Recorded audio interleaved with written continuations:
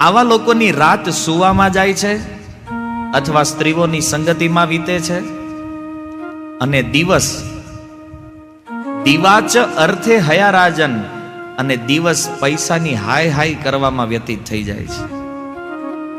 પરિવારનું પોષણ કરવામાં જીવન ખતમ થઈ જાય છે.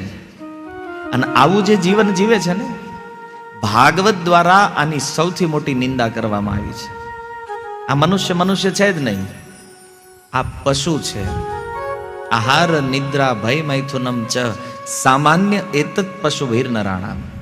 પશુઓમાં ને આમાં કોઈ અંતર નથી, જેનો સમય આમાં વ્યતીત થઈ જાય છે ખાલી. એટલા માટે એને એ સમજવું પડશે કે આ મનુષ્ય જીવન જે છે ને, એ આત્મા અને ભૌતિક પદાર્થોનું મિશ્રણ છે. આત્મા જે સચ્ચિદાનંદ સ્વરૂપ છે, અને આ શરીર જે પંચમહાભૂતથી બન્યું છે, આ બેયનું જ્યારે મિશ્રણ થાય ને, ત્યારે આ શરીરો આ જગતમાં પ્રગટ થાય છે, જે શરીરોમાં આપણે છીએ. અને વર્તમાન સમયે આ બેયનું મિશ્રણ છે. અત્યારે વૈદિક વિચારધારા એ છે કે આત્માને પદાર્થથી મુક્ત કેવી રીતે કરવો. જે 5 ભૌતિક પદાર્થો છે, પૃથ્વી, જળ, અગ્નિ, વાયુ અને આકાશ, આનાથી આત્માને કેમ બહાર કાઢવો, એની ચર્ચા વૈદિક શાસ્ત્રોમાં થઈ છે. એની પ્રેરણા આપે છે આ શાસ્ત્ર. અને આને આત્મતત્વ કહેવામાં આવે છે. આ ભૌતિકવાદી લોકો જે છે, ભોગોમાં પડેલા જે લોકો છે, એને આની બિલકુલ જાણ નથી, અજાણ છે આ વસ્તુથી. અને એટલા માટે એનો ટાર્ગેટ એક જ વસ્તુ ઉપર છે, આર્થિક વિકાસ કેવી રીતે થાય. કેવલ ધનના વિકાસ પ્રત્યે જ એની ઉન્મુખતા છે. અને આવા લોકોને શાસ્ત્ર કર્મી કહે છે. જેની વિચારધારા કેવલ પૈસા પાછળ છે ને, એ કર્મી માણસ છે.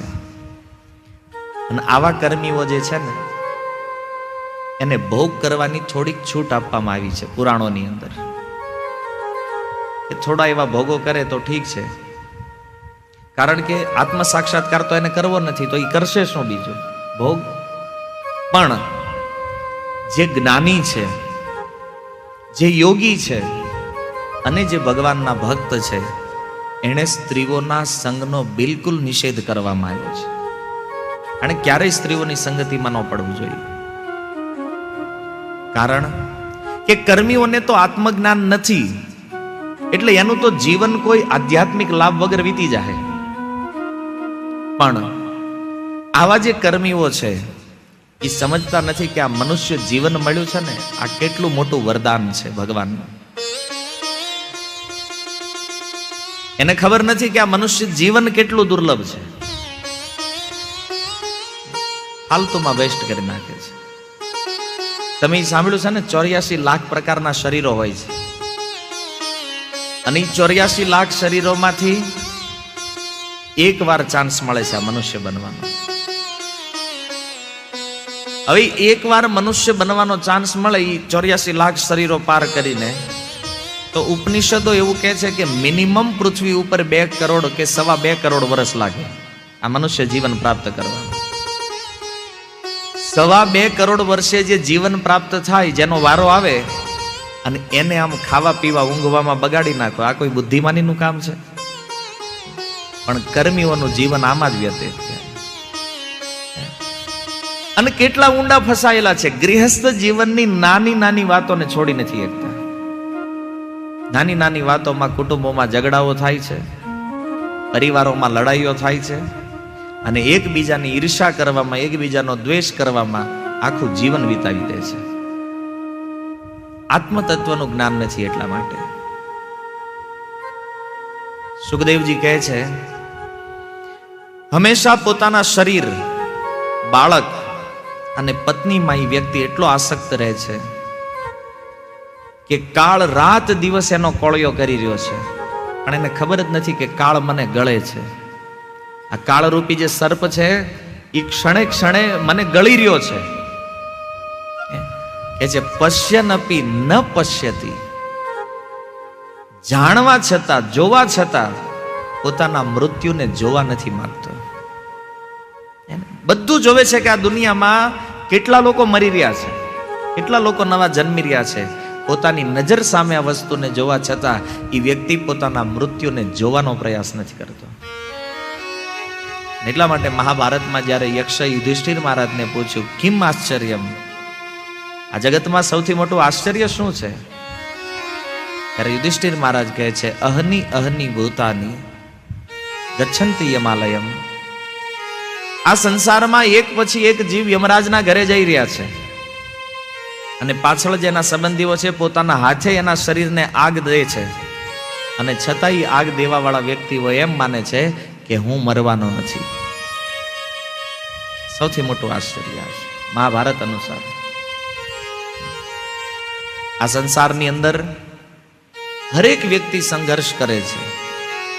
બ્રહ્માથી લઈ અને કીડી સુધી હરેક વ્યક્તિ મથે છે. અહીંયા મેં જોયું છે ને, કીડી તે નાની એવી કીડી હોય ને તો એ તે એક નાનો એવો કંડ લઈને એના લેવલની મહેનત કરતી હોય, અને જે બ્રહ્મા છે એ એના લેવલની મહેનત કરતા હોય, પણ બધા માથાકૂટમાં છે. મનુષ્ય યોનિનું અસ્તિત્વ ટકાવી રાખવા માટે જીવ પ્રકૃતિ સાથે સંઘર્ષ કરે છે, વિજય ચાહે છે, પ્રકૃતિ ઉપર વિજય પ્રાપ્ત કરવાની કામના છે. પણ એને જાણવું જોઈએ કે આ સંસાર જે છે ને એ વિનાશશીલ છે. અહીંયા હરેક વસ્તુ જેટલી પણ તમે જોઈ રહ્યા છો ને, આ બધાનો વિનાશ થવાનો છે. આજના સમયમાં જોવો કે આપણે આપણા દાદાની વાત કરીએ તો ઘણા લોકો અહીં એવા હશે કે એના દાદા ગુજરી ગયા હશે, તો એના દાદા ગયા પછી એના પિતાજી ઈ વયા ગયા, એની આગળ એના પિતાજી હતા ઈ ગયા, એની પહેલા એના પિતાજીઓ હતા ઈ ગયા. આ સંઘર્ષની અંદર કોઈ બચતું નથી, કોઈ નહીં બચે. અને માનવ ઇતિહાસ આનો સાક્ષી છે. આપણી પહેલા જે લોકો આ પૃથ્વી પરથી વયા ગયા એનું અવલોકન, એનો અભ્યાસ કરો તો આ વાત સમજાશે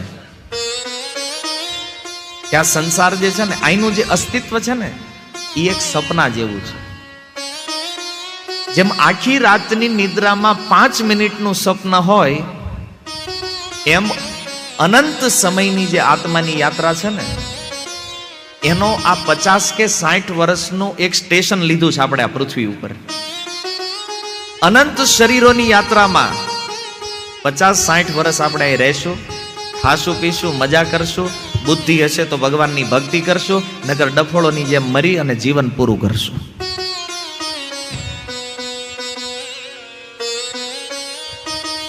આ એક વિદ્યાર્થી જેવું છે. આખું વર્ષ વિદ્યાર્થી અભ્યાસ કરે અને એની પરીક્ષા કેવલ 3 કલાકમાં હોય. એમ અનેક યોનિઓમાં દુઃખ ભોગવી અને એ દુઃખથી મુક્ત થવા માટે આ મનુષ્ય જીવન છે ને એક એક્ઝામ છે.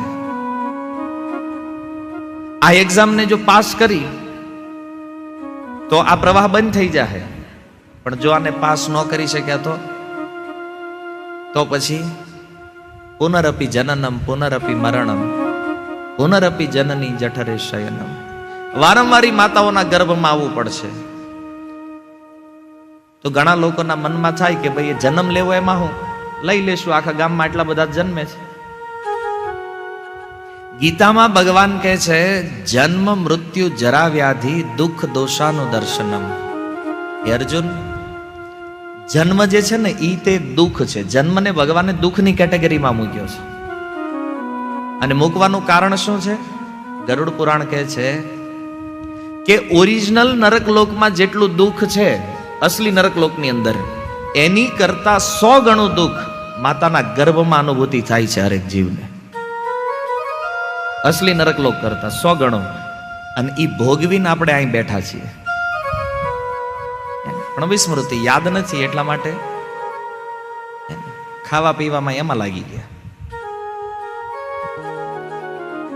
આવું નશ્વર જગત પોતાની નજર સામે જોવે છે કે હરેક વસ્તુઓ નષ્ટ થઈ રહી છે, અને છતાં અનંત કાળ જીવવાની ઈચ્છા રાખે છે. બહુ જીવવું છે. આનું કારણ શું છે? આ સંસાર પ્રત્યેની આસક્તિ. આ આસક્તિ આપણને અહીંયા રહેવાની પ્રેરણા આપે છે કે નહીં, અહીંથી જવું નથી. અને કોને જવું ગમે? ગમે જ જવું. ઘણી વાર વૃદ્ધ લોકો ખાટલામાં પડ્યા પડ્યા પ્રાર્થના કરતા હોય ભગવાનને, હવે ઉઠાવી લે તો સારું. પણ મૃત્યુ નજીક આવે ને, ખાટલો છોડીને ભાગવા માંડે, આમ ઊભા ન થઈ શકતા હોય. પણ મૃત્યુનો ભય ઉપસ્થિત થાય તો દોડવા માંડે ઈનો વ્યક્તિ. અહીંયા ઘણા લોકો કહેતા હોય, પ્રભુજી બહુ પગ દુખે છે, હલાઈ એમ નથી. હમણાં કૂતરું વાહે દોડા બોલ્યો. ભય ઉભો થાય ને એટલે માણા ગમે ઈ કરે. આના ઘણા દાખલા આપણે જોયા છે. આસક્તિ એકમાત્ર કારણ છે આ જગતમાં રહેવાની ઈચ્છા. આ જગત જે છે ને